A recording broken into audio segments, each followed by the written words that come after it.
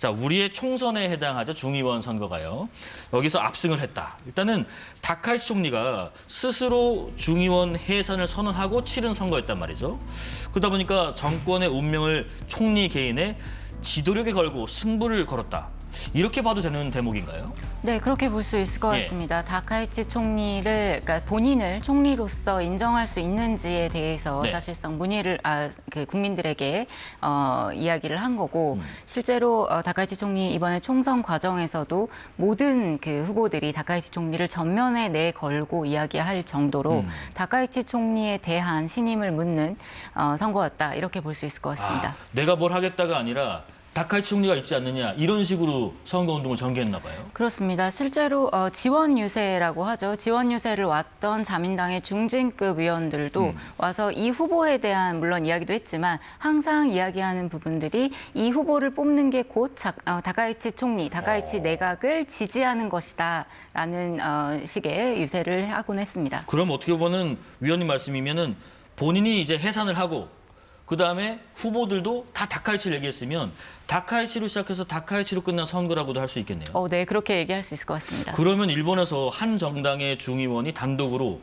3분의 2 의상 의석을 확보한 게 지금 뭐 전쟁 종전 이후 처음이라고 하던데 일본 역사에서는 이런 신호를 쓴 다카이치 총리가 그러면 누군가 잠깐 좀 알아보는 시간 갖겠습니다. 일본의 20, 30대 여성들을 중심으로 팬덤 현상이 일고 있다. 왜 이런 현상이 일어나고 있는 건가요? 여러 가지 이유가 있을 것 같습니다. 예. 일단 뭐 첫 번째 여성 총리라고 하는 상징성도 있을 것 같기는 한데요.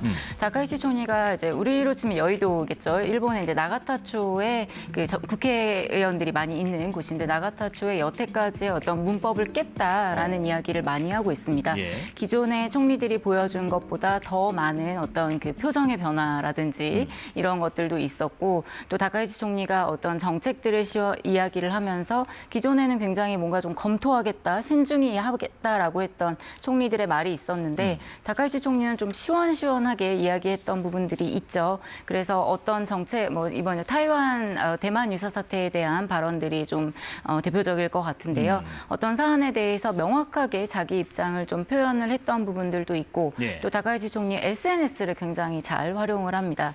SNS를 통해서 젊은 층에게 어필을 하는 부분들이 있고 하다 보니까 다카이치 총리가 이제 사용하던 펜이라든지 다카이치 총리가 사용하는 가방이라든지 예. 이러한 것들이 이제 유행을 하기 시작한 거죠. 그래서 이제 팬덤 문화라고 이야기할 수 있을 정도로 다카이치 상이 이번에 유세 동안에도 이제 많은 곳을 지원 유세를 갔는데 갈 때마다 굉장히 많은 인파가 올렸고 뭐 사나이 상 이렇게 부르면서 응원을 하는 사람들이 많았던 것으로 이제 이야기가 되고 있습니다. 문법을 깼다. 또 표정 변화도 다양하고 또 SNS 소통도 하고 이런 면면들. 문법 얘기 잠시 뒤에 좀 나눠보고 그 SNS 하니까 유튜브에 다카이치 총리가 출연한 그 영상 되게 짧은 쇼츠 영상도 몇 초짜리 몇십 초짜리라고 해요.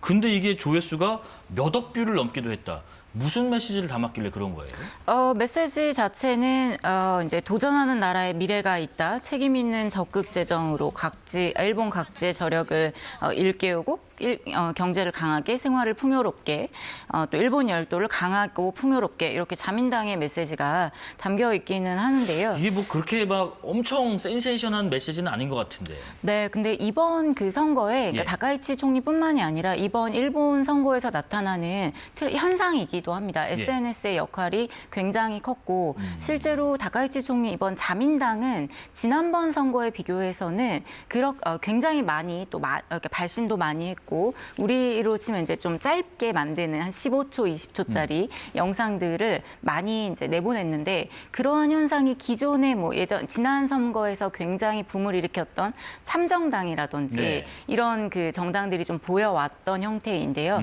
자민당은 기본적으로 가지고 있는 어떤 재원이라든지 이런 이제 인력이라든지 있다 보니까 이번 선거에 굉장히 많이 늘어났고 또 SNS를 활용하는 사람들이 많아지면서 SNS를 통한 선거 전략 전략이 굉장히 이제 잘 먹혔다라고 볼 수 있을 것 같습니다. 네네. 반면에 이제 대패했던 이제 야당 제1야당이죠.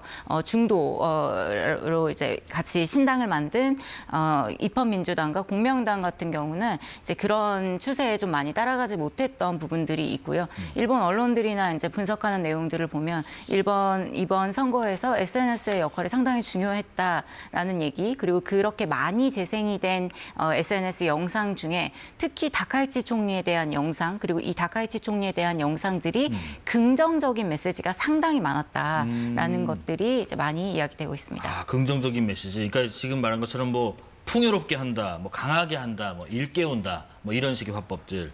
그 지금 다카이치 총리가 이번 선거 치르기 전에도 지지율이 뭐 75%에 육박했다고 하더라고요. 보수, 뭐 젊은층, 무당파 다 사로잡았다고 하던데, 특히 청년들이 다카이치 총리에게 좀 열광한 이유들, 앞서 말씀하신 SNS에 대한 소통 외에도 또 어떤 것들이 있었을까요? 여러 가지 이제 SNS에 대한 소통도 있지만 기대감이 좀 많이 반영이 되어 있는 것 같습니다. 일본 정치, 일본 사회가 굉장히 오랜 기간 동안 변화를 하지 못했고, 그래서 우리가 이제 일본에 가면 사실 우리는 환율이 또 많이 엔저 현상이다 보니까 좀 싸게 느껴지는 부분이 있는데, 그렇죠. 일본 자체에서 보면 임금이 올라가지 않는데 그에 비해서 물가가 굉장히 많이 올라갔다는 거죠. 그래서 일본 사람들이 볼 때는 고물가 현상이 지속이 되고 있고, 이러한 현상들을 좀 타개하는 게 굉장히 중요한 이번 선거의 목표이기도 했는데, 이것을 해줄 수 있을 것이라고 하는 기대감이 있는 거죠, 다카이치 총리에게. 네네. 젊은 층에게도 굉장히 인기가 많지만 지금 이제 선거 끝나고 나서 지지율 이런 것들도 보면 예. 전 세대에서 자민당이 1순위로 나옵니다. 그 중에서도 예. 이제 20, 30대가 굉장히 많은 지지를 보이고 있다라는 부분들이 주목해 볼 만한 부분이기도 하고요. 아까 말씀하신 그 되게 좀 문법이 좀 다르다, 문법을 깼다는 부분. 사실 일본에서는 본심을 잘 드러내지 않는 말을 하는 것이 좀 특징이잖아요. 모호한 화법 이런 것들이 있는데, 반면에 다카이치 총리 화법은 그렇지 않다. 단호하고 명확하다. 아까 그 타이완 언급하셨던데 좀 예를 들어주시면 어떤 화법이 있을까요? 이번 타이완 사태 관련해서 언급을 한 거 11월에 이제 국회에서 이야기를 하면서 많이 주목을 받았는데, 다카이치 총리가 했던 이야기들이 사실 일본에서 새로운 이야기들은 아닙니다. 그렇지만 이제 그러한 것들을 공식적으로 표면상으로 이야기를 했다. 존립위기 사태가 일본에게 대만 유사 사태가 일본의 존립위기 사태가 될 수 있다라고 하는 것들을 명확하게 이야기를 했다라는 것들도 있고요. 아까 이제 문법을 말씀드렸는데, 예. 물론 이제 겉으로 말하는 화법의 차이도 있을 겁니다. 굉장히 시원시원하고 명확하게 한다라는 것도 있는데, 기존에 이렇게 표현하면 좀 죄송하지만 이제 나이 든 남성들이 많이 보여왔던 정치의 그런 풍토와는 좀 다른 변화를 만들어가고 있다. 다카이치 총리는 저녁 식사 일정을 안 잡는다고 해요. 아, 그래요? 그만큼 이제 뭐 공부를 한다고 하는데, 하루에 2-3시간, 2시간에서 4시간 이렇게 자면서 정책에 대한 공부를 많이 하고, 그리고 다카이치 총리가 이제 총재 선거에서 지난해 당선이 됐을 때 일본어로 이제 하타라이테라고 하는데, 난 일하고 또 열심히 일하겠다, 워크라이프 밸런스를 깨겠다, 나에겐 없다라는 정도로 이렇게 말할 정도로 굉장히 이제 열심히 하는 모습들을 보여줍니다. 그래서 사실 지금 다카이치 총리가 다카이치 내각이 10월에 출범을 하고 지금 한 3-4개월 만에 해산을 한 건데, 이례적인 해산이기는 하죠. 그래서 이 3-4개월의 기간 동안 정책적인 성과를 보여준 것은 사실 아직 없습니다. 예. 없는데, 이 정책적인 성과를 냈다라기보다는 이렇게 할 겁니다라고 방향성을 제시를 한 것이 지금 일본 유권자들한테 볼 때는 정말 그렇게 할 수 있을 것 같다라고 하는, 다카이치 총리라면 이러한 변화를 이끌어낼 것이다라고 하는 기대감이 상당히 많이 반영이 되어 있다, 이렇게 볼 수 있을 것 같습니다. 개인의 어떤 매력, 그걸 바탕으로 한 기대감, 이제 앞으로 정책적 성과를 뭘 보여주실까 있는가 하는 부분인데, 자, 이렇게 메시지가 명확한 단호한 화법을 쓰는 다카이치 총리가 이번 선거 승리 후에 어떤 얘기를 했는지 발언을 듣고 다시 말씀 이어가겠습니다.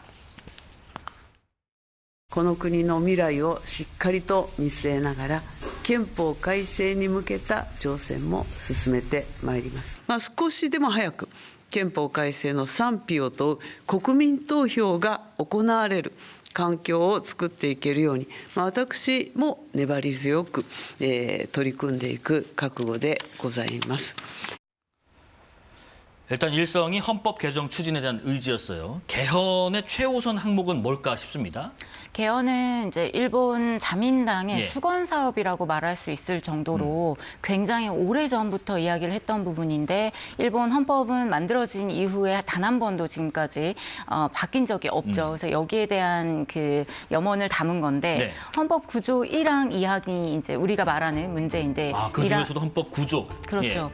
헌법 9조 같은 경우에는 1항이 무력의 행사를 국제 분쟁을 해결하는 수단으로서 영구히 포기한다라고 하는 것이고 9조 2항은 육해, 공군, 기타 전력은 보유하지 아니한다. 국가의 교정권은 이를 인정하지 않는다라고 되어 있습니다. 이 말을 종합하면은 무력 쓸 수 있게끔 혹은 뭐 전쟁을 할 수 있게끔 개정한다. 뭐 이런 얘기인가요?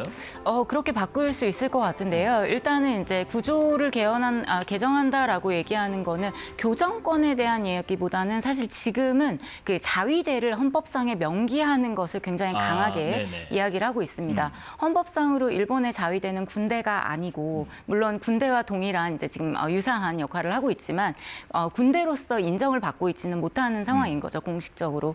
그래서 이 부분에 대한 개정이 필요하다라는 것을 적극적으로 이야기를 하고 있는데 개헌이 그렇게 간단하지는 않습니다. 네. 이번에 중의원 선거를 하면서 중의원 3분의 2 이상의 의석수를 획득하기는 했습니다만 개헌을 하려면 중의원 3분의 2 그리고 참의원 3분의 2의 그 동의가 있어야 발의가 가능하고요. 예. 그게 된 다음에 국민투표를 붙여서 국민투표 2분의 1 이상의 국민이 동의를 해줘야 합니다.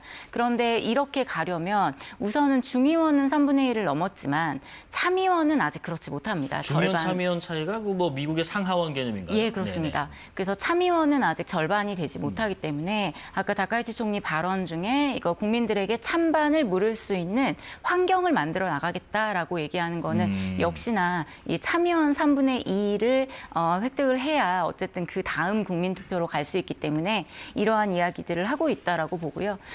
이번에 선거를 한 거는 이제 중의원 선거이지만 네. 일본의 참의원 선거는 2년 후에 있습니다. 그래서 2년 후에 있을 참의원 선거까지 아마도 이러한 지금의 굉장히 자민당 지지하는 그런 열기를 이어가고 싶어 하는 마음이 아무래도 크겠죠.